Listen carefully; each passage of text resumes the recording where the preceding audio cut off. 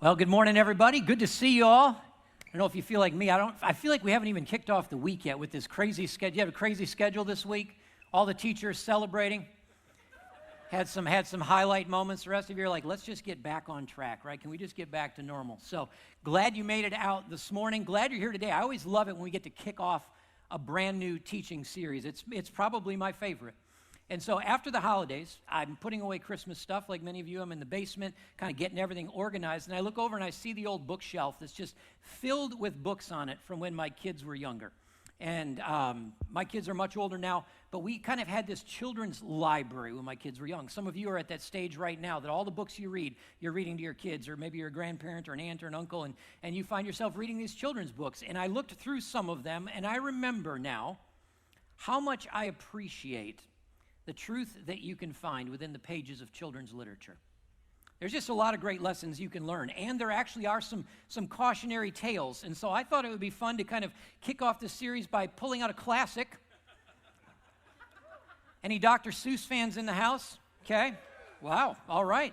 Yeah, Cat in the Hat. And I'm not going to read the whole book to you, but I found a picture that speaks a lot to what we're going to talk about today and in the coming weeks.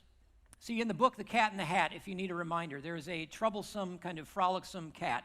He takes great pride in his ability to balance all sorts of things at one time. He just keeps taking on more and more and more, and then we listen to what the cat says. Let me read this. It says, "Look at me. Look at me. Look at me now. It's fun to have fun, but you have to know how." He said, "I can hold up the cup and the milk and the cake. I can hold up these books and the fish on a rake. I can hold the toy ship and a little toy man, and look with my tail. I can hold a red fan, and I can fan with the fan as I hop on the ball. But that is not all." Oh, no, that is not all. So be honest. Does this ever look like the picture of your life? Your efforts to try to balance the things in your world? Sort of a metaphor in a way, really. It kind of rings true, I think. You fit yourself into the picture. Now, you swap out rakes and milk and cake and toy boats, right? You put in things like work and school and family and obligations, and for some of you, maybe a real boat.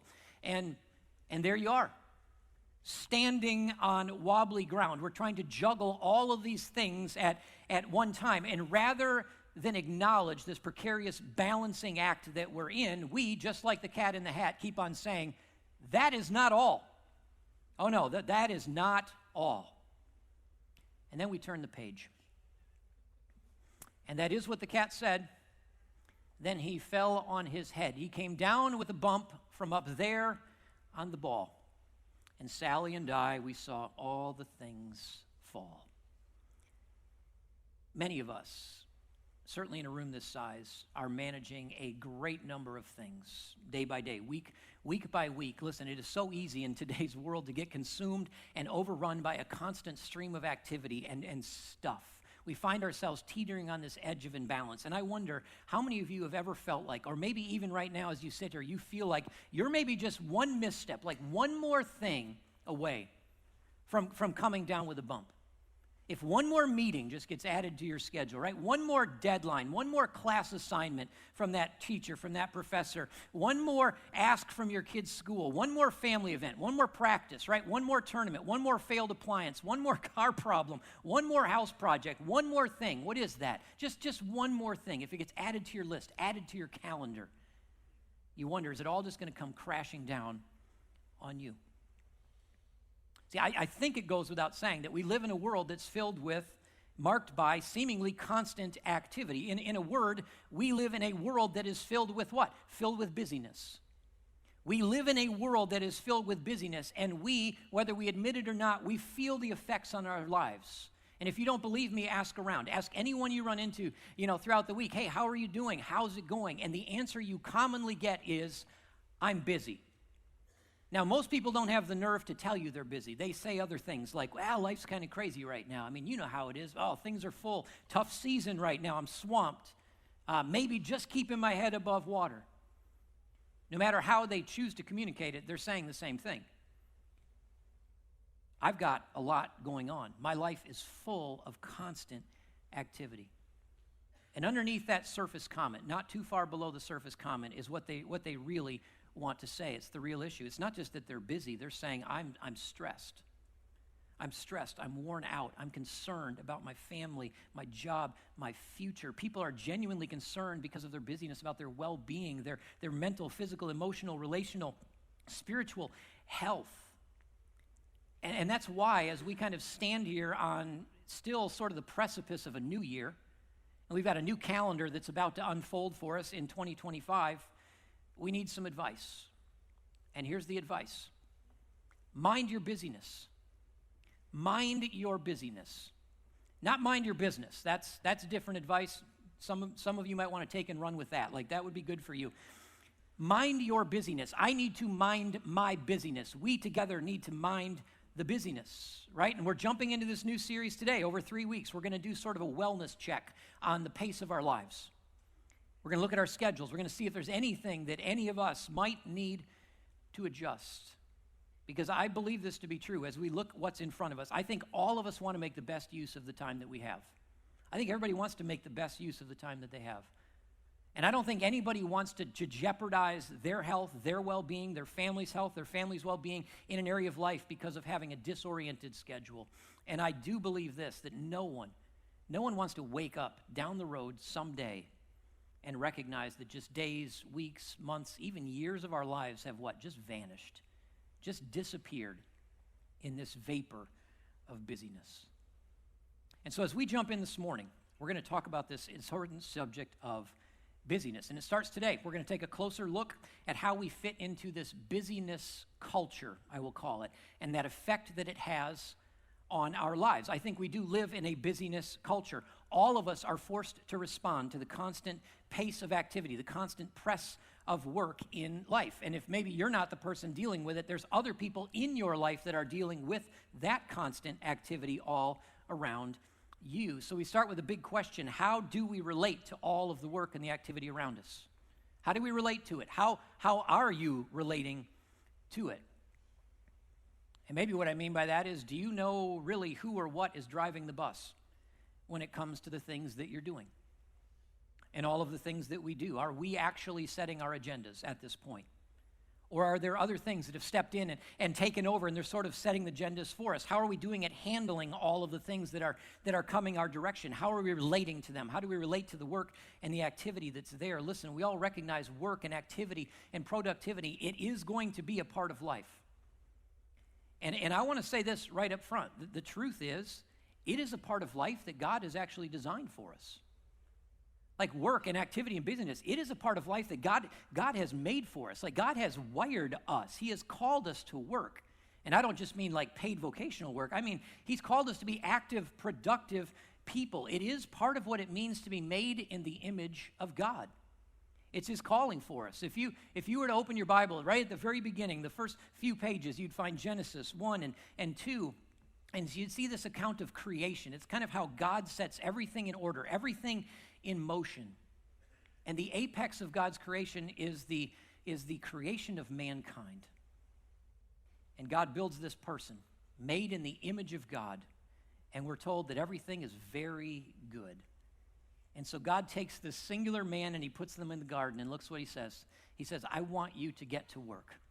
He took the man, the first thing he did, all alone, put him in the Garden of Eden. He said, I want you to work it, take care of it. Don't be lazy. Don't just sit around. God calls us to do useful things, to be valuable with his time. We're made in the image of God. We're supposed to be active. Not long after God makes this guy, he says, well, now there's a problem. It's not good for him to be alone. So he makes a woman, puts him next to the man, and he says, now you've got a helper. There is a helper suitable for you. So they work together. Before long, there's more people. There's a community, and they work together. You see, in God's perfect design, God values the work. He calls us to be productive. Now, in the beginning, though, God's work is perfect, and it's unblemished, just like everything else that God created. And you may kind of know where the story goes. Things take a bit of a turn. There's what's called the fall of humanity. In other words, sin enters into the picture, and at that moment, the whole world changes. I mean, everything changes, including this idea of work and productivity. It takes on a different form. And I'm going to be honest, it's a less attractive form. Look what God says to Adam now. He says, cursed is the ground because of you. And through painful toil, you're going to eat of it all the days of your life. It will produce thorns and thistles for you. You'll eat the plants of the field. By the sweat of your brow, you will eat your food until you return to the ground. That right there, that's what we call a bummer. I mean, that's a huge bummer right there.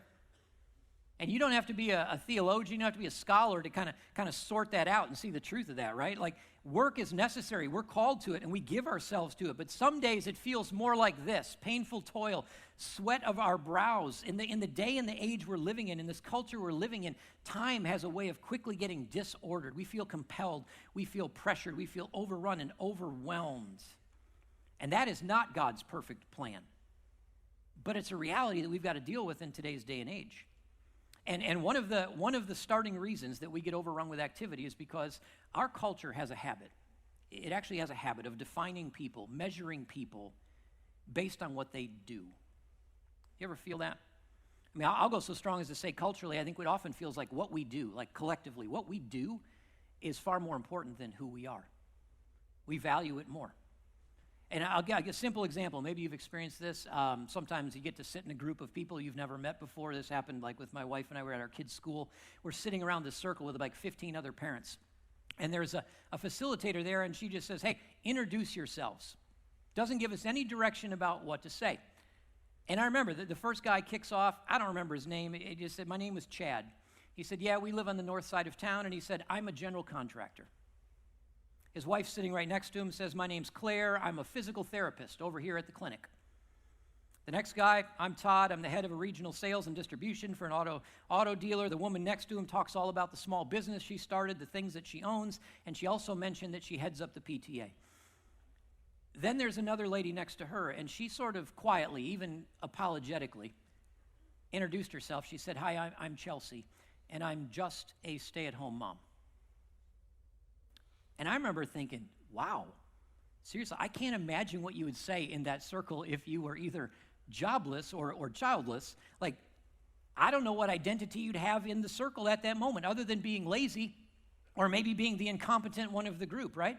And the circle comes all the way around, and I was so tempted to say, hi, my name is Andy. I enjoy quiet mornings and a hot cup of coffee. I like taking walks and taking naps. I enjoy cotton candy and grilled meat. My favorite color is green.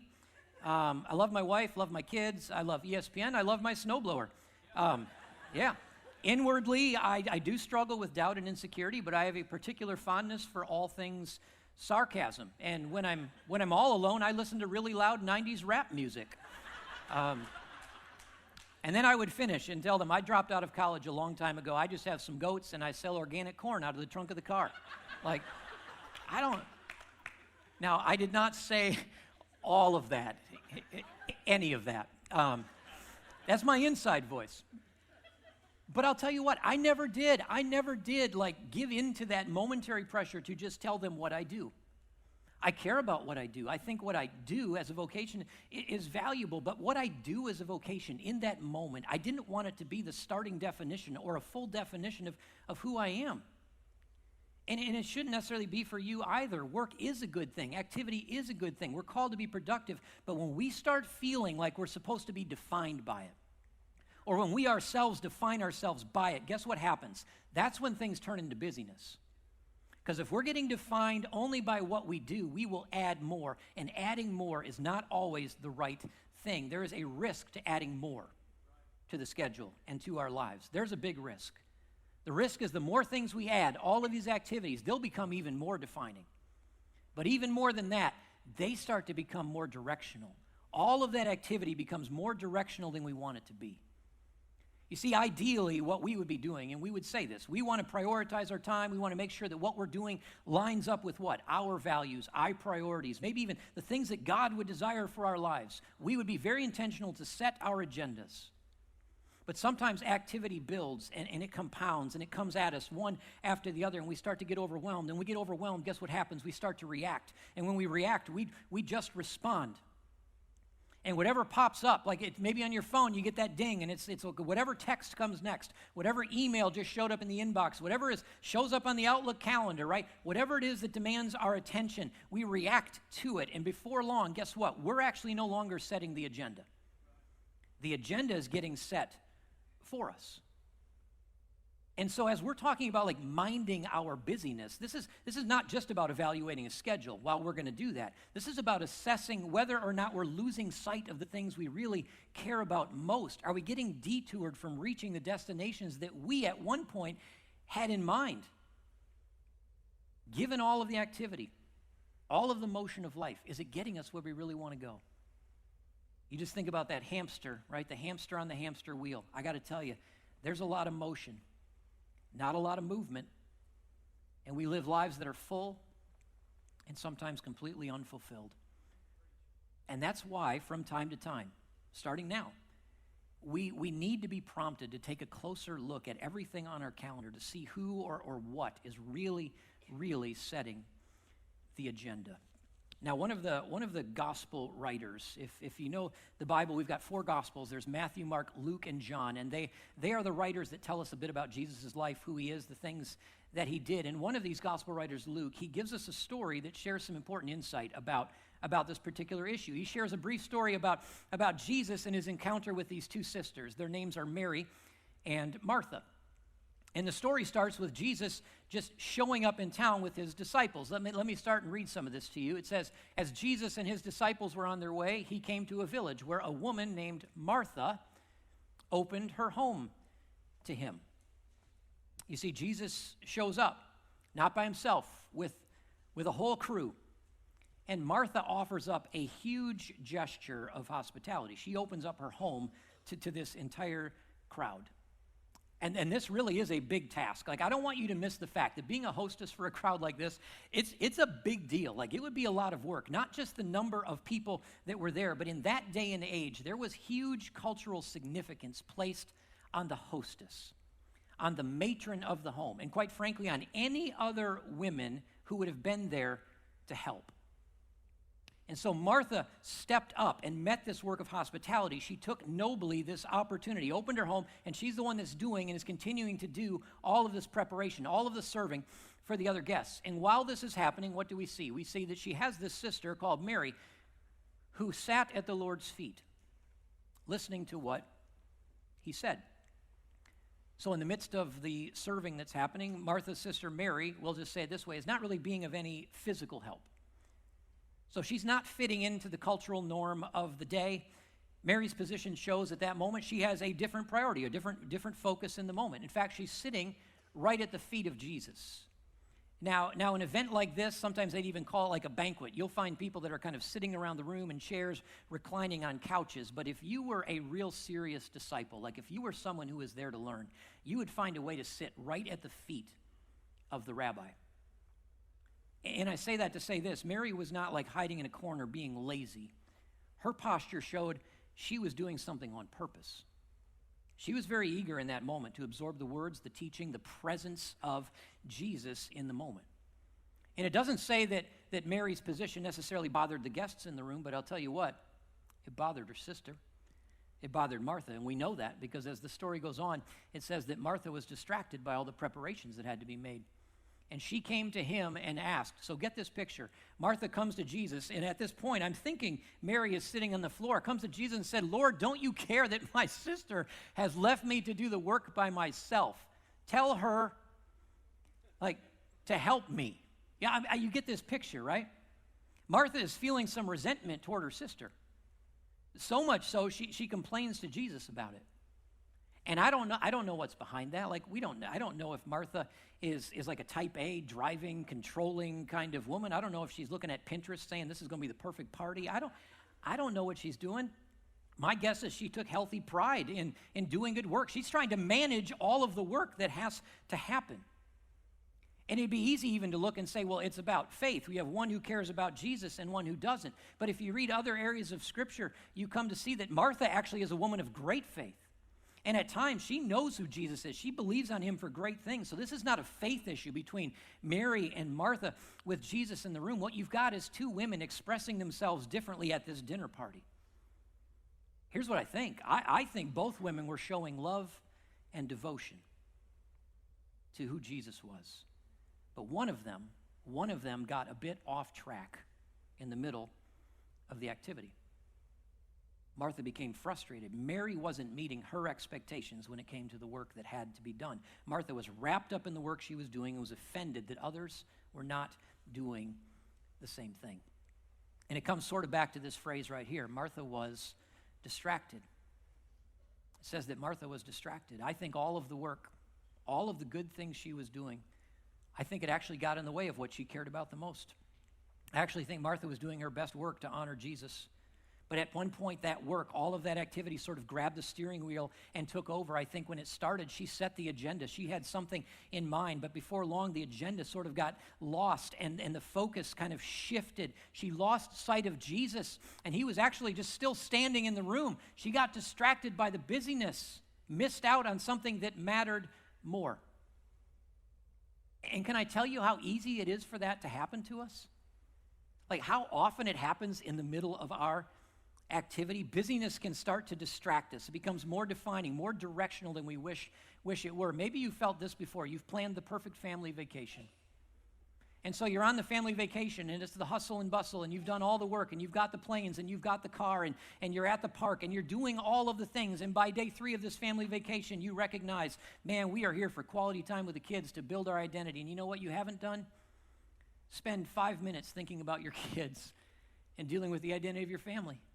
Because you're so wrapped up in trying to make it happen, you've missed out on the purpose that you built the whole thing for. If you don't believe me, just go to Disney World. It happens with extracurricular things, hobbies, activities in life. And I'm not stepping on toes here. Extracurricular activities are great things. We did that with our kids, right? They build in learning opportunities and commitment and teamwork and camaraderie and friendship. And so with all of those purposes in mind, we sign these kids up. But then over time, what happens? Things start to drift. Things get added. They stick on more practices. They have more performances. You have to figure out your driving challenges, weekend travel, tournaments, more shows, more fundraisers, more stuff to buy, right? More places to go. And before long, what was just dance, it was just tumbling, it was just this, it was just that. You sit on the sidelines, the stands, the audience, and your schedule is packed. And you had a great purpose originally for why you were doing all of that. But somehow, you're no longer seeing any of those purposes fulfilled. And now your schedule is just being dictated to you. And you may have lost the purpose behind it all of it. I mean, even Martha was getting distracted even when it came to spiritual activity. She was serving God, and that can happen to us too. Even in that arena, we have all good intent. We add things to our calendar. They're going to help us grow spiritually. We add some things to our calendar that may help us serve other people well, but if we're not careful, we all of a sudden become a servant to the activity, and we don't stop anymore to look and say, is the purpose that we're actually doing it for still being fulfilled? See, that's the risk. That's the risk. We get distracted. We start into something, and the distractions show up. And the actual reason we chose to do it, the bigger purpose that God has for us, sort of gets pushed to the background. See, really having a full schedule, that is not singularly the issue. It's when the activities on the schedule take the lead role. And ultimately, they become a distraction from the things that really matter in what we're doing. See, and in that moment, Martha was distracted. She got distracted. She got frustrated. She complains to Jesus about her sister. I think he hopes that he's going to take her point of view, but instead, Jesus talks to her, and I think in a gracious way says, Martha, Martha, you're worried. You're upset about many things, but only one thing is needed. And he says, Mary has chosen what is better, and it's not going to be taken away from her. It's not going to be taken away from her. I'm not going to heap more on her right now. I'm not going to tell her to do something else right now to take away from the purpose of what she's doing. Martha was hoping that Jesus would correct her, but he didn't. But he didn't respond by scolding Martha either. He offered sort of a course correction. Now notice this. You got to pay attention to this. He doesn't say, Martha, what you're doing is wrong. Nowhere does he say, Martha, what you're doing is wrong.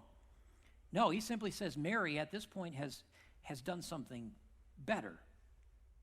Rather than doing that expected thing, kind of in the moment, running to and fro, taking on activity, adding responsibilities, Mary continued to sort of sit still to take in the moment. And in that moment for her, it was the better thing.